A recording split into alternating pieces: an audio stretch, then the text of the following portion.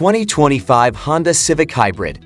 The 2025 Civic is a refresh of the current generation model, and it's available in both sedan and hatchback forms. The four sedan trims are priced as such, including the $1,095 destination fee, LX $25,345, Sport $27,345, Sport Hybrid $29,845, and Sport Hybrid Touring $32,845.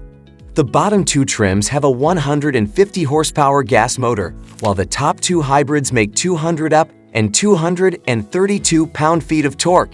The sedans go on sale in June 2024, and Honda says power figures are preliminary estimates.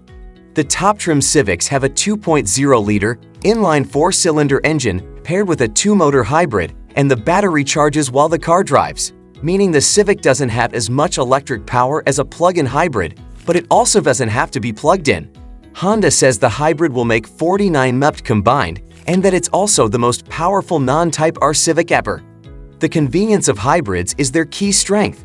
People who drive or own electric cars usually get past range anxiety, the fear of running out of juice because there's not a charger on every corner, quickly.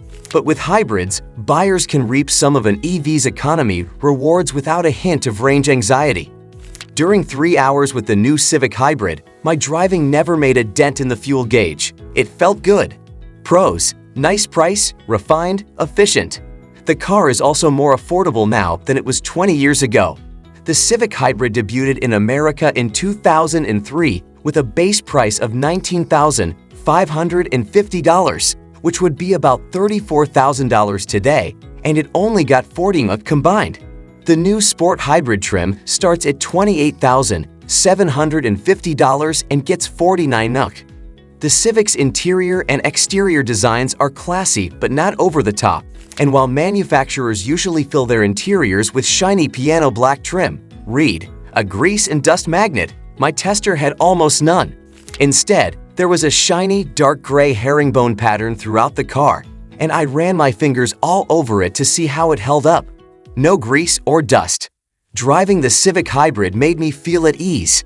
The steering and pedals had enough weight to them, and at low speeds, the car was quiet and orderly. The engine never grunted or struggled, and when I put the accelerator to the floor, the Civic Hybrid zipped up to speed. You can feel road bumps and dips in any car, but the Civic Hybrid suspension sucked them up and smoothed them out, including the cobblestone streets in Montreal. Visibility was good, the seats were comfortable, and Honda's Lane Keep Assist made driving on highways relaxing.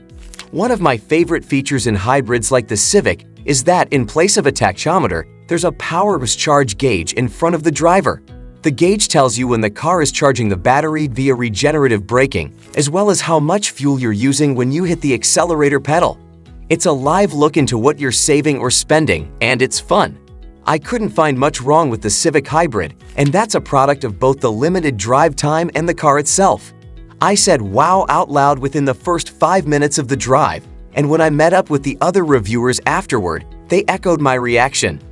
Cons: questionable front fascia, lots of road noise. As the Civic Hybrid becomes more widely available over the next few months, people like me will have more time with the car to find any faults it may have.